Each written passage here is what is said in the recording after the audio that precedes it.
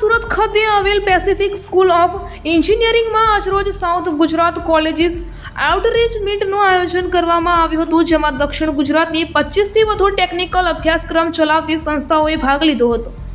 આ સાથે પેસિફિક કોલેજના વાર્ષિક ટેકનિકલ ફેસ્ટિવલ મંથન 2024નું આયોજન કરવામાં આવ્યું હતું, જેમાં 23 જેટલી ટેકનિકલ સ્પર્ધાઓમાં 550 જેટલા વિદ્યાર્થીઓએ ભાગ લીધો હતો.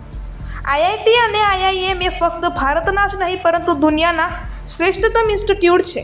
એ જ સ્તર પ્રમાણે ભારત સરકારના નેજા હેઠળ ટાટા ગ્રુપ આઈઆઈએસ એટલે કે ઇન્ડિયન ઇન્સ્ટિટ્યૂટ ઓફ સ્કિલ્સ ચાલુ કરવા જઈ રહ્યું છે, જે અંગે આ આઉટરીચ મીટનું આયોજન કરવામાં આવ્યું હતું.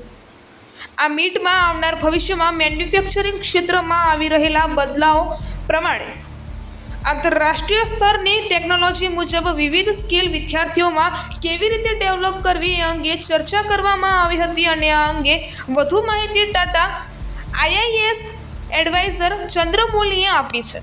મારું નામ કંદર્પ જોશી છે. હું અહીંયા વાઇસ પ્રિન્સિપલ તરીકે વર્ક કરું છું અને એન્જિનિયર્સ ડે એ 15 સપ્ટેમ્બરે આવે છે.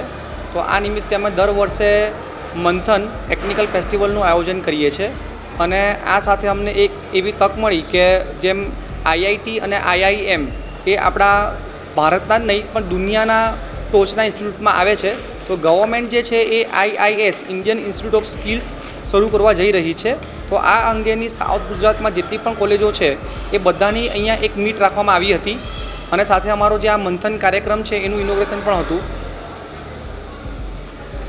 કેટલા લોકો ઉપસ્થિત હતા?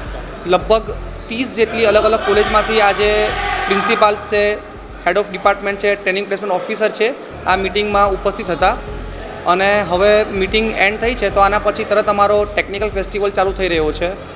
એમાં લગભગ 500 જેટલા સ્ટુડન્ટે ભાગ લીધો છે અને 25 અલગ અલગ પ્રકારની ટેકનિકલ સ્પર્ધાઓ છે. આવનારા સમયમાં કઈ રીતનું આખું સ્ટુડન્ટ માટેનું ભવિષ્ય?